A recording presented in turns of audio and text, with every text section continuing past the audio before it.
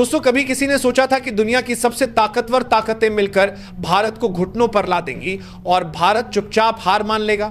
कभी किसी ने कल्पना की थी कि अमेरिकी धमकियों, चीनी चालबाजियों और वैश्विक संस्थाओं की काली भविष्यवाणियों के बीच भारत अपनी अर्थव्यवस्था को बचा नहीं पाएगा? लेकिन हुआ इसके ठीक उलट। सारे अनुमानों को ध्वस्त कर भारत ने वो कर दिखाया जिसकी किसी ने कल्पना भी नहीं की थी। आज आईएमएफ से लेकर वर्ल्ड बैंक तक हर वैश्विक संस्था हैरान है और मजबूर होकर मान रही है कि भारत की आर्थिक ताकत अब केवल सपना नहीं बल्कि एक अटूट हकीकत है। लेकिन दोस्तों, इस काली सच्चाई के पीछे जो असली कहानी छिपी हुई थी, वही हम आपको इस वीडियो में परत दर परत खोलकर बताएंगे। इसलिए वीडियो को अंत तक जरूर देखिएगा और अगर आप भी भारत की इस जीत पर गर्व महसूस करते हैं तो चैनल को सब्सक्राइब कीजिए, वीडियो को लाइक और अपने दोस्तों के साथ शेयर करना मत भूलिए। वो दौर याद कीजिए जब पूरी दुनिया आर्थिक सुनामी के खौफ से कांप रही थी, जब अमेरिका की सत्ता में परिवर्तन के बाद भारत पर खुलेआम दबाव बनाया जा रहा था, जब वॉशिंगटन से चेतावनी दी गई कि भारत से आने वाले हर उत्पाद पर भारी टैक्स लगाया जाएगा, जब बीजिंग अपनी चालबाजियों के जरिए भारत को अंतर्राष्ट्रीय स्तर पर अलग थलग करने की साजिश कर रहा था, जब पाकिस्तान जैसे कंगाल मुल्क भी भारत की मुश्किलों पर ठहाके लगा रहे थे और जब दुनिया की सबसे प्रतिष्ठित आर्थिक एजेंसियां रिपोर्ट निकालकर कह रही थीं कि भारत की विकास यात्रा अब खत्म हो चुकी है, उस अंधकार भरे समय में हर तरफ निराशा के बादल मंडरा रहे थे। भारत के ही नामचीन अर्थशास्त्री, जिनमें अरविंद सुब्रमण्यम और रघुराम राजन जैसे बड़े नाम शामिल थे, एक सुर में कह रहे थे कि भारतीय अर्थव्यवस्था एक स्थायी सुस्ती में फंस चुकी है। जीडीपी की रफ्तार 9.5% से गिरकर 8.4% और फिर 6.5% से 5.6% तक पहुंच गई। इस गिरावट को देखकर दुनिया भर के पंडितों के लिए तो उसरान जीडीपी की अर्थव्यवस्था के लोगों को हो जाता। दुनिया भर के पंडितों ने कहा कि 5 जीडीपी ने ऐलान कर दिया कि यह तो बस ट्रेलर है, असली पतन अभी बाकी है। आईएमएफ और वर्ल्ड बैंक ने भारत की ग्रोथ रेट के अनुमानों को काट छांट कर घटा दिया। आलोचकों ने भारत को एक बीमार अर्थव्यवस्था करार दे दिया। लेकिन दोस्तों, यही तो वो पल था जब भारत ने चुपचाप अपनी चाल चली। नई दिल्ली के रणनीतिक गलियारों में एक ऐसी बाजी पलटी जा रही थी जिसकी भनक न बीजिंग को थी न वॉशिंगटन को। यह कोई सैन्य ऑपरेशन नहीं था, बल्कि उससे भी खतरनाक एक आर्थिक सर्जिकल स्ट्राइक थी। और इस सर्जिकल स्ट्राइक ने दुनिया की बिसात ही उलट दी। जनवरी से मार्च की तिमाही आते ही सरकारी आंकड़े सबके होश उड़ाने लगे। जीडीपी ने अचानक 7.4% की रॉकेट जैसी रफ्तार पकड़ ली। यह वो आंकड़ा था जिसने हर भविष्यवाणी को ध्वस्त कर दिया। और जब अप्रैल से जून का आंकड़ा आया तो पूरी दुनिया के माथे पर पसीना छूट गया। भारतीय अर्थव्यवस्था 7.8% की अविश्वसनीय रफ्तार से दौड़ रही थी। आलोचक जो भारत को बीमार अर्थव्यवस्था कह रहे थे, वही लोग रातों रात इसे चमत्कारिक अर्थव्यवस्था कहने लगे। जब सालाना औसत निकाला गया तो 7.85% की ग्रोथ दर ने आईएमएफ और वर्ल्ड बैंक की सारी गणनाओं को कचरे की टोकरी में फेंक दिया। अब सवाल उठने लगे, ये करिश्मा हुआ कैसे? वो भी तब जब सुब्रमण्यम जैसे अर्थशास्त्री कह रहे थे कि खपत, निवेश और निर्यात सब कमजोर है। जवाब छिपा था भारत की जड़ों में। पहला झटका आया खपत से। प्राइवेट फाइनल कंजम्पशन एक्सपेंडिचर यानी पीएफएससीई 7.2% की रफ्तार से बढ़ा। इसका साफ मतलब था कि आम आदमी निराश नहीं था, वो आत्मविश्वास से भरा हुआ था, खर्च कर रहा था और बाजारों में नकदी की धार बह रही थी। मंदी की तो हवा भी नहीं थी। दूसरा झटका निवेश से आया।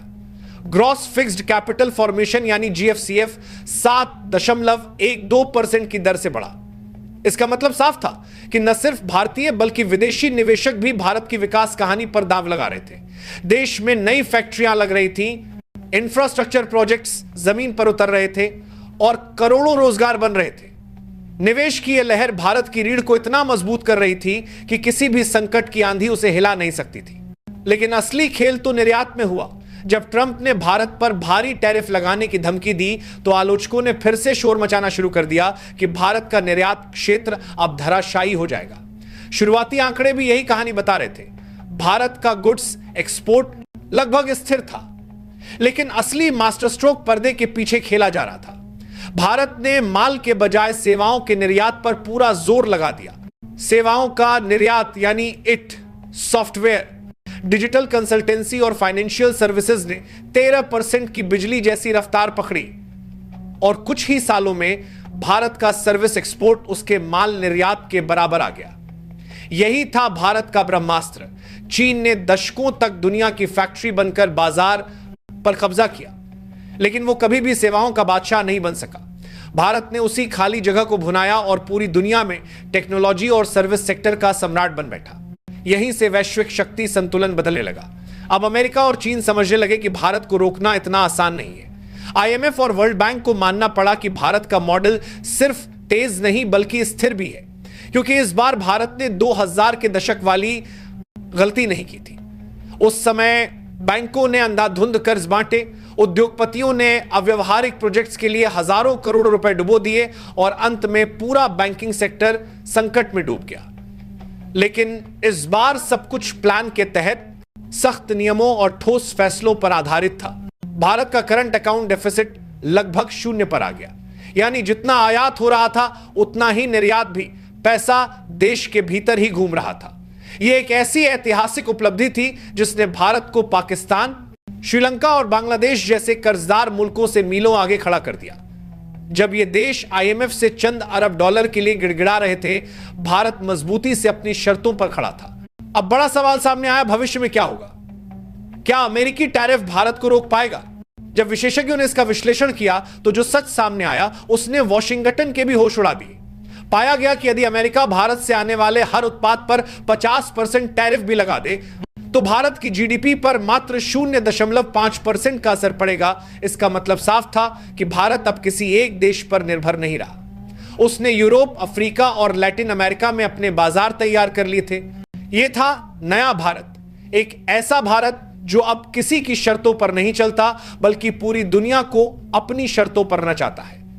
आलोचकों ने भारत को कमजोर समझा, दुश्मनों ने भारत के पतन का जश्न मनाया, लेकिन भारत ने पलटवार करके साबित कर दिया कि उसकी असली ताकत उसकी अर्थव्यवस्था है।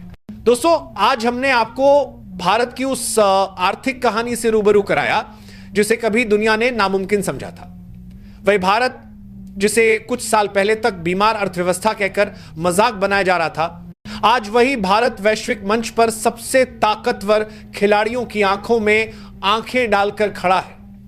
आईएमएफ और वर्ल्ड बैंक जैसी एजेंसियां जिन्होंने कभी भारत की ग्रोथ को कम आंकने की कोशिश की थी, अब मजबूर होकर मान रही हैं कि भारत ही आने वाले दशकों का आर्थिक सुपर पावर है।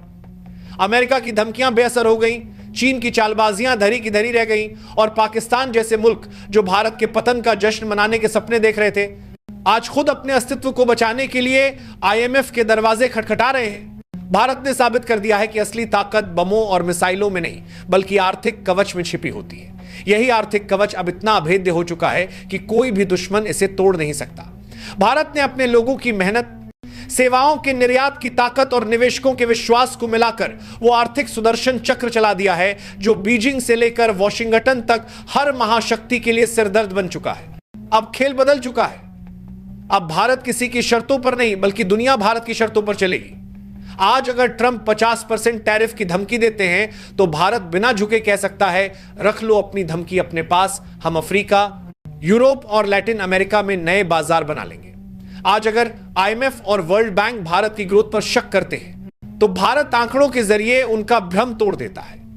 और आज अगर चीन ये सोचता है कि वह अपने कारखानों से भारत को पीछे छोड़ देगा तो उसे समझना होगा कि भविष्य का साम्राज्य मशीनों से नहीं दिमागों से चलता है और भारत के पास वो पूंजी सबसे ज्यादा है।